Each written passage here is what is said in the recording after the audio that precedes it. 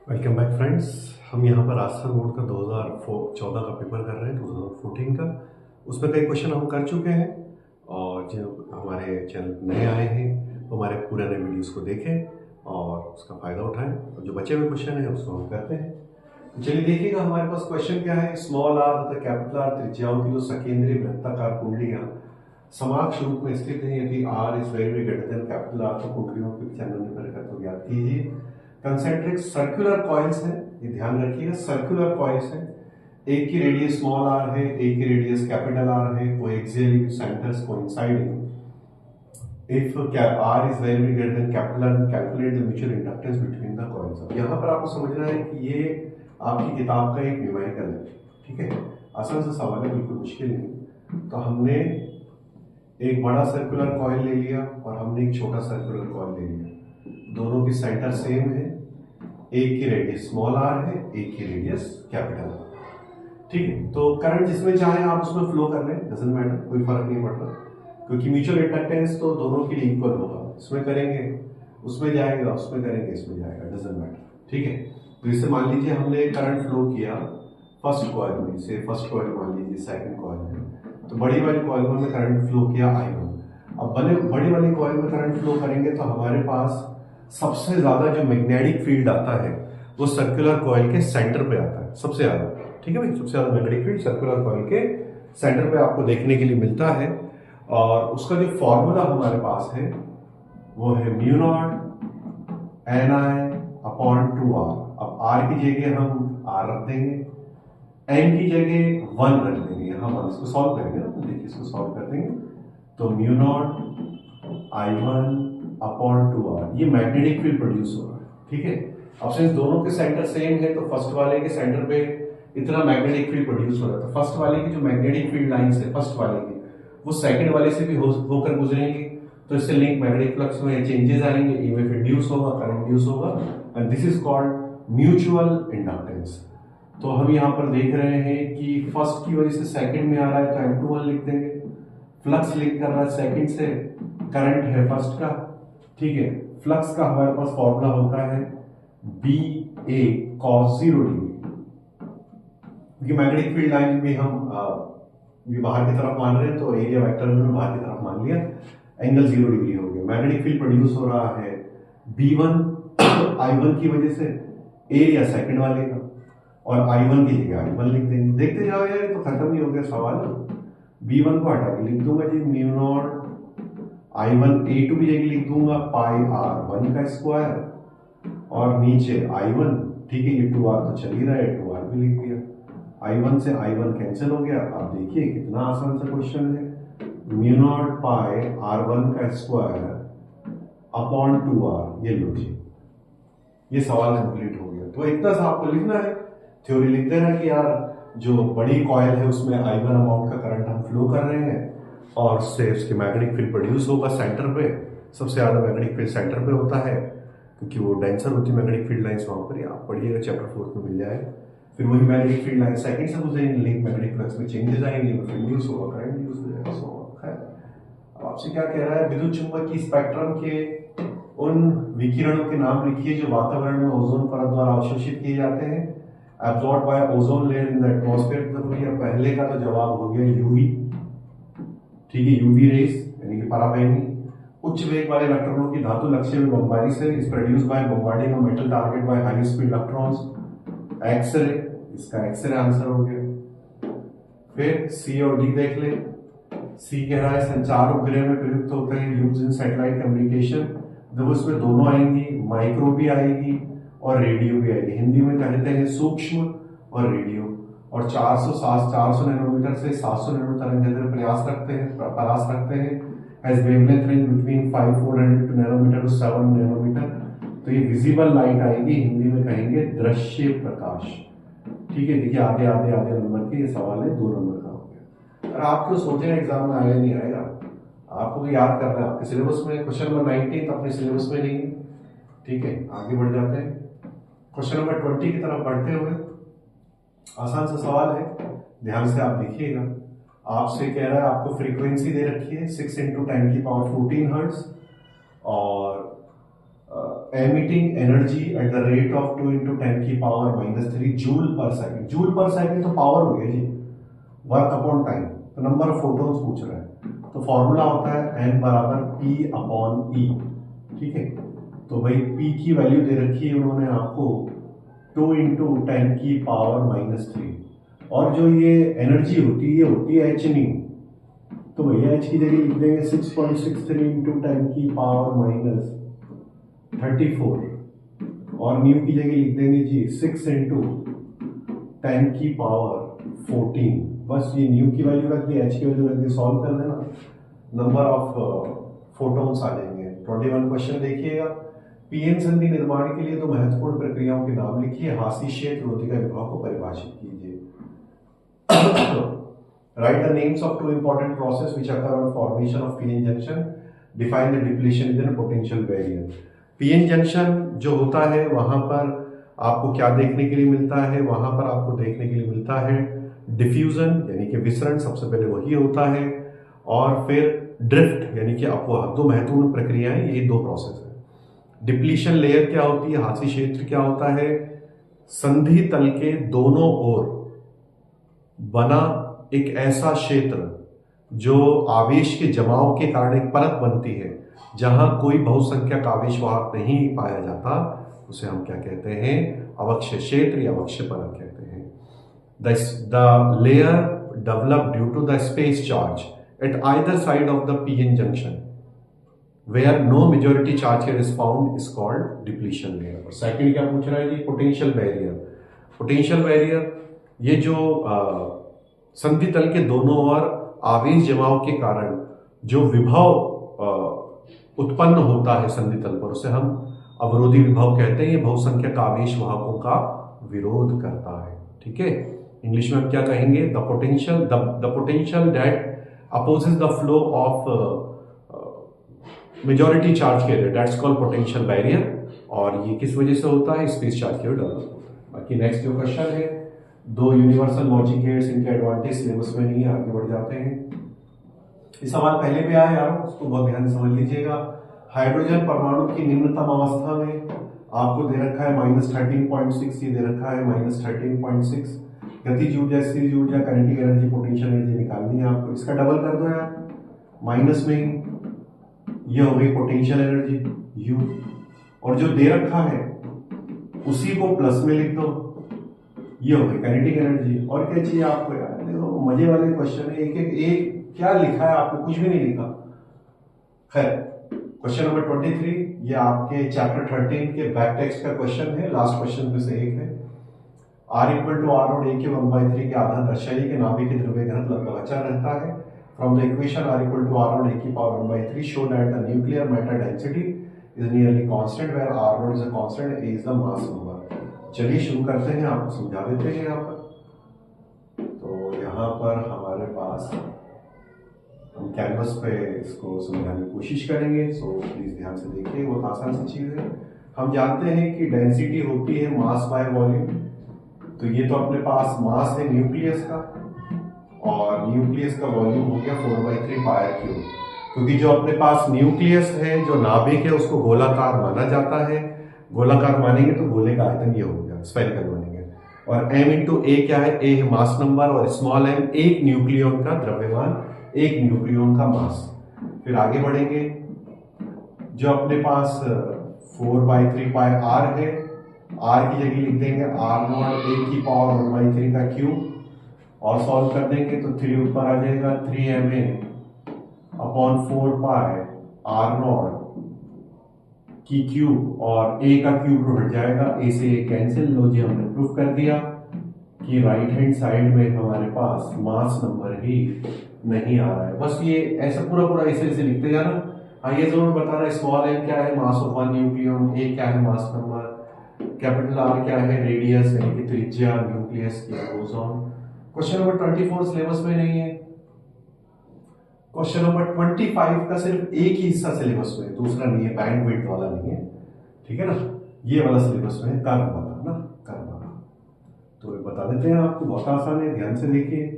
यहाँ पर हम एंगुलर वेलोसिटी ले लेंगे, यहाँ हम करंट ले लेंगे IRMS, और ये ग्राफ हमने बना दिया।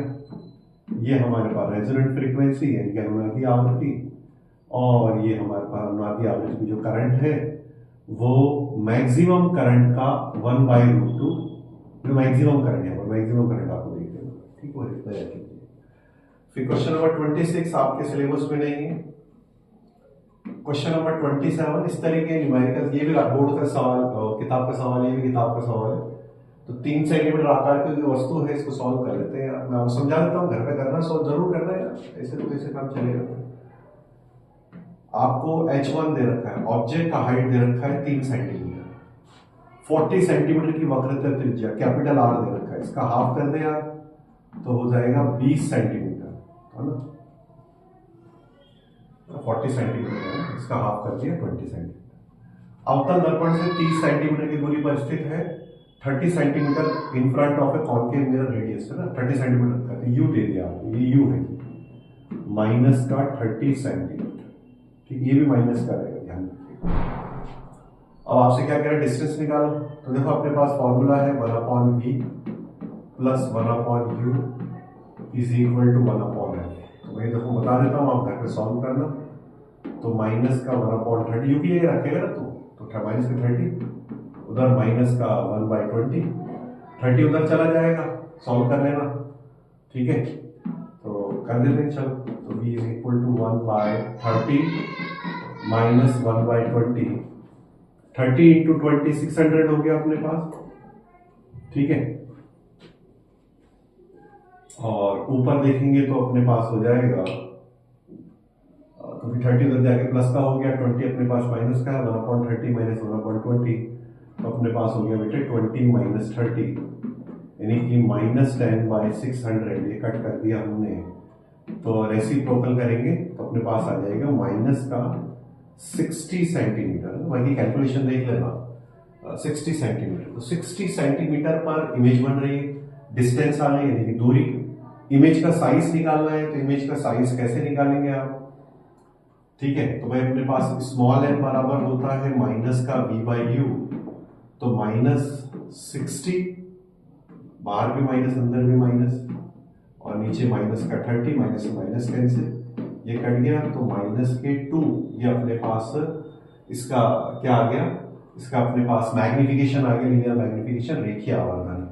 और स्मॉल n बराबर होता है जी H2/H1, तो अपने पास हो गया H2 is equal to m into H1। अब m कितना दे रखा है -2, H1 कितना दे रखा है 3, मल्टीप्लाई करा दो तो माइनस का 6 सेंटीमीटर, यानी कि इन्वर्टेड इमेज बनेगी, H2 इन्वर्टेड इमेज बनेगी, ठीक है। तो इमेज का साइज हो गया -6 सेंटीमीटर, और इमेज कहाँ बनेगी, तो इमेज बनेगी इन्वर्टेड बिगर, उल्टी बड़ी, ठीक है।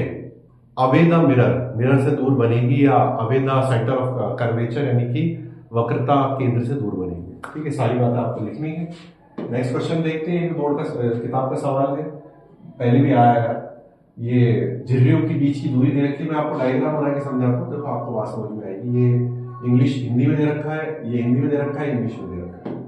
तो आपसे वो क्या कह रहा है, एक S1 है, एक S2 है, ये S1 S2, ठीक है। तो S1 S2 की जो बीच की डिस्टेंस है वो आपको दे रखी है उन्होंने 0.28 मिलीमीटर, ये D है ना, ठीक। फिर पर्दे से जो डिस्टेंस होती है उसको कैपिटल D से लिखते हैं, कैपिटल D, ये आपको दे रखी है 1.4 मीटर। और चौथी फ्रिंज, ये सेंटर मान लें, सेंटर से यहां पर एक ब्राइट फ्रिंज बन रही है, और वो 4th है, यानी कि n इक्वल टू 4 दे रखा है, ठीक है। और ये जो डिस्टेंस है यहां से यहां तक, इसको हम x नाम देते हैं, ये x दे रखा है। देखो सारी डिस्टेंस आपको मीटर में रखनी है, कोई भी डिस्टेंस आपको मिलीमीटर या सेंटीमीटर में नहीं रखनी है। आपसे कह रहा है लैम्डा निकालो, तो हम जानते हैं कि xn बराबर होता है n lambda capital D upon small d, ठीक है। अब जहां जहां n है वहां 4 लिखते हैं, 4 lambda capital D upon small d। अब लैम्डा निकालना है, तो x4 into small d upon 4 into capital D। x4 की जगह लिख दूंगा 1.2 इंटू 10 की पावर -2, d की जगह लिख दूंगा 0.28 इंटू 10 की पावर -3, 4 की जगह 4, और कैपिटल D की जगह लिख दूंगा 1.4। अभी इसको सॉल्व कर लेना, आंसर है। ठीक है भाई, आसान चीज तो मुश्किल नहीं। ये भी हो गया क्वेश्चन। 28 नंबर का क्वेश्चन आपसे पूछ रहा है। ठीक है, देखो ये डेरिवेशन मैं करा चुका हूं मेरे प्रीवियस टॉपिक्स में, तो आप जरूर देखिएगा। प्रीवियस जो मेरे वीडियोस हैं उनमें मिल जाएगा आपको। ठीक है, जरूर कीजिएगा। विद्युत फ्लक्स की परिभाषा क्या होती है, इलेक्ट्रिक फ्लक्स की डेफिनेशन क्या होती है, the total number of field lines passing through a surface present in external electric field जो परपेंडिकुलर नॉर्मली पास होती है। कोई पृष्ठ जो बाह्य चुंबकीय बाह्य विद्युत क्षेत्र में रखा है उससे जितनी विद्युत क्षेत्र रेखाएं गुजरती हैं उनकी संख्या को ही हम विद्युत फ्लक्स कहते हैं। ठीक है, बाकी गॉस एक्सीलरेट है, आप मेरे प्रीवियस वीडियोस में देखिएगा, आपको मिल जाएगा। विद्युत धारिता की परिभाषा लिखी है, यानी कि इलेक्ट्रिकल कैपेसिटेंस की definition, a measure of ability to store the charge, आवेश को ग्रहण करने की क्षमता के मापन को ही हम विद्युत धारिता कहते हैं। अब इसकी जो डेरिवेशन है, एक समांतर पट्ट संधारित्र को प्लेटों के बीच के पराविद्युतांक का माध्यम भरा हुआ है, इसकी धारिता का व्यंजक प्राप्त कीजिए, आवश्यक चित्र बनाइए। तो आप देखिए, derive an expression for the capacitance parallel plate capacitor which a dielectric medium of dielectric constant K fills the space between the plates, draw the necessary diagram। ये भी आपको करना है। चलिए शुरू करते हैं, बताते हैं आपको डेरिवेशन कैसे करेंगे आप। बहुत आसान सी डेरिवेशन है। देखिए, जो जो डेरिवेशन होती जाएंगी फिर वो मैं रिपीट नहीं करता हूँ, क्योंकि फिर मेरा भी टाइम वेस्ट होता है। और फिर प्रीवियस वीडियोस में आप देखिए, प्रीवियस वीडियोस देखेंगे आप, उसमें आसानी क्या होगी, कोई क्वेश्चन आपने वीडियो नहीं देखा है, वीडियो देखेंगे, नए क्वेश्चन आपको देखने के लिए मिलेंगे और वो टॉपिक भी हो जाएगा। ठीक है, खैर आगे बढ़ते हैं, ध्यान से देखिएगा यहाँ पर। तो वे हमारे पास एक कैपेसिटर है, इसके पूरे स्पेस में एक डाइलेक्ट्रिक सब्सटेंस, एक पराविद्युत पदार्थ भरा हुआ है। तो हमसे ये कह रहा है कि इसका कैपेसिटेंस निकालो। तो कैपेसिटेंस का फॉर्मूला होता है C equal to V by Q, sorry C equal to Q by V, sorry. ठीक है, ये Q बाई V। ठीक है, तो इसको हम Cm लिख देते हैं, इसको हम Vm लिख देते हैं, इसको Q नॉट रहने देते हैं। सर आपने ऐसा क्यों किया? Q नॉट जो है वो चार्ज है कैपेसिटर की प्लेट्स पर, बैटरी तो जुड़ी हुई है नहीं, तो बैटरी हमने हटा दी है। बैटरी लगा के भी आप डेरिवेशन कर सकते हैं, डजंट मैटर, उसमें कहा तो है नहीं ऐसा कि बैटरी लगी हो या नहीं हो। तो जितना चार्ज है प्लेटों पर उतना ही रहेगा। ठीक है, तो Q नॉट तो चेंज नहीं होगा। तो बहुत आसान सी डेरिवेशन है। Vm को हटा के लिख दूंगा मैं V naught upon epsilon R. ये फॉर्मूला होता है, चैप्टर सेकंड में मिलता है। एप्सिलॉन आर को ऊपर ले जाइए। अब ये जो Q not upon V not है हमारे पास, ये है कैपेसिटेंस एयर में। लॉजिक डेरिवेशन ही खत्म हो गई है। ये डेरिवेशन सिर्फ आप तभी लगा सकते हैं, एनसीईआरटी में खैर यही दे रखी है, ये डेरिवेशन आप सिर्फ तभी लगा सकते हैं जब प्लेटों के बीच में जो एयर है, जो वायु है, उसको पूरी तरीके से हटा दिया जाए, उसकी जगह पराविद्युत पदार्थ या कोई डाइलेक्ट्रिक सब्सटेंस रख दिया जाए। ठीक है ना, जैसे कांच हो गया, लकड़ी हो गई, पूरा पूरा रख दिया। और एप्सिलॉन आर की जगह आप ये लगा सकते हैं। अरे यार, एक लाइन में खत्म हो गई, और क्या लिख देगा, आसान सी चीज है। फिर आपसे क्या कह रहा है, तो सीधे समांतर धारावाही चालकों के बीच इकाई लंबाई पर बल का व्यंजक प्राप्त कीजिए। किस अवस्था में बल आकर्षण व प्रतिकर्षण का होता है, विद्युत धारा के मानक मात्रक की परिभाषा लिखिए। 4 नंबर का सवाल है। ये वाला सवाल तो है नहीं सिलेबस में, बोर मैग्नेट्रॉन किसे कहते हैं। ठीक है, ये सिलेबस में नहीं, तो अपने पास खाली ये रह गया है, इसको कर लेते हैं अपन। चलिए शुरू करते हैं, बहुत आसान सी डेरिवेशन है इसकी। तो सबसे पहले हमें क्या चाहिए भाई, सबसे पहले हमें 2 वायर चाहिए। तो हमने अनंत लंबाई के, अनंत बोल रहा है क्या, अनंत बोल रहे, सीधे समांतर धारावाही चालक, चलो ठीक है अनंत नहीं बोल रहे, बिना अनंत वाला भी अपन काम कर सकते हैं, तो अनंत लेंगे हम। ठीक है, उसके लिए आसानी रहती है। ये हमने एक वायर ले लिया जी। तो वायर के अनंत वायर के हमने 2 टुकड़े ले लिए, एक AB एक CD। इसमें करंट फ्लो हो रहा है जी I1 और इसमें करंट फ्लो हो रहा है जी I2। दोनों में सेम डायरेक्शन में करंट फ्लो हो रहा है। ये डिस्टेंस है इनके बीच की स्मॉल d।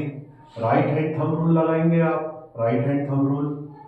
तो जो I1 करंट है उसकी वजह से मैग्नेटिक फील्ड यहां से बाहर निकलेगा B1 और यहां से अंदर जाएगा। तो हम ये कहेंगे कि जो CD है, यानी जो ये अनंत लंबाई का वायर, उसका हमने टुकड़ा लिया है CD, इस CD की प्रति इकाई लंबाई पर किसका इफेक्ट पड़ेगा, B1 का, जिसकी डायरेक्शन है बोर्ड के परपेंडिकुलर बाहर की तरफ। अब आप फ्लेमिंग्स लेफ्ट हैंड रूल लगाएंगे फोर्स फील्ड करंट, ठीक है। तो करंट जा रहा है ऊपर की तरफ, मैग्नेटिक फील्ड बाहर की तरफ, कुछ इस तरीके से। मैग्नेटिक फील्ड करंट ऊपर की तरफ, ठीक है, करंट ऊपर की तरफ, मैग्नेटिक इस तरफ, फोर्स लगेगा इस तरफ। तो यहां पर जो फोर्स लगेगा वो इस डायरेक्शन में लगेगा, ये फोर्स लग रहा है, आप देखिएगा F 2 1 कर देते हैं, इसको y1 लिया ना, ठीक है। फिर वैसे ही हम क्या करेंगे, हम मैग्नेटिक फील्ड निकालेंगे CD की वजह से। तो राइट हैंड थंब रूल लगाएंगे, देखिए राइट हैंड थंब रूल लगा रहे हैं, CD की वजह से मैग्नेटिक फील्ड लगेगी, यहां से मैग्नेटिक फील्ड लाइंस बाहर जाएंगी, ये B2 कर लेते हैं, अरे किसी को B1 B2 मान लो, I1 I2 मान लो, डजंट मैटर। और यहां इसको हम क्रॉस दे देते हैं। तो ये जो अपने पास वायर है AB, जो एक अनंत लंबाई के वायर का एक टुकड़ा है, यहां पर हर लाइन पर B2 का इफेक्ट देखने के लिए मिलेगा। यानी कि AB CD के मैग्नेटिक फील्ड में है, CD AB के मैग्नेटिक फील्ड में, लेकिन ये तो बताओगे ना किस डायरेक्शन में।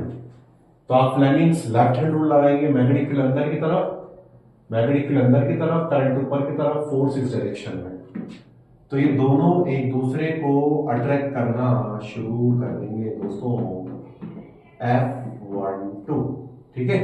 तो वायर बेसिकली इस तरीके से हो जाएंगे, अट्रैक्शन हो गया। तो अट्रैक्ट कब करते हैं, कब अट्रैक्ट करते हैं भाई, ये तब अट्रैक्ट करते हैं जब इनमें जो करंट फ्लो होता है वो सेम डायरेक्शन में फ्लो होता है। अब इनके बीच में जो फोर्स लग रहा है वो हम निकालेंगे।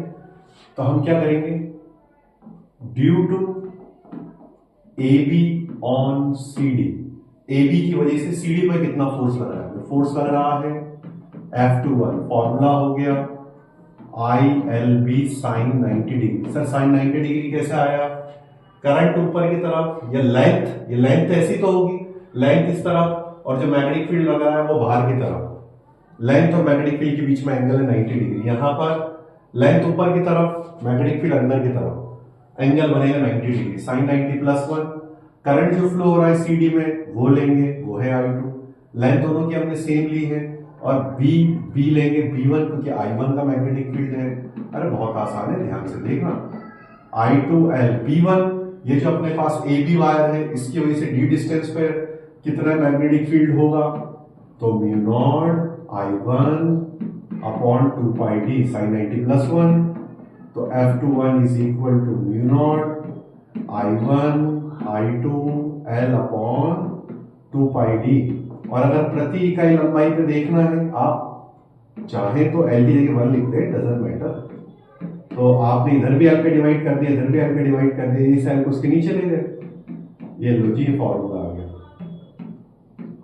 सर आपने दूसरे वायर पे तो निकाला ही नहीं है, तो आप क्या करेंगे आप लिखेंगे सिमिलरली, इसी प्रकार, 100% सही, F21 था ना, अब आप लिख देंगे F12 और सेम फॉर्मूला आप लिख देंगे। ये देखिए सेम फॉर्मूला, यहाँ 2 पाई D आ गया है बच्चों, आसान हो गया, कोई परेशानी वाली बात नहीं, डेरिवेशन खत्म हो गई। और ये रिपेल कब करेंगे, जब दोनों में एक दूसरे के अपोजिट डायरेक्शन में करंट फ्लो होगा।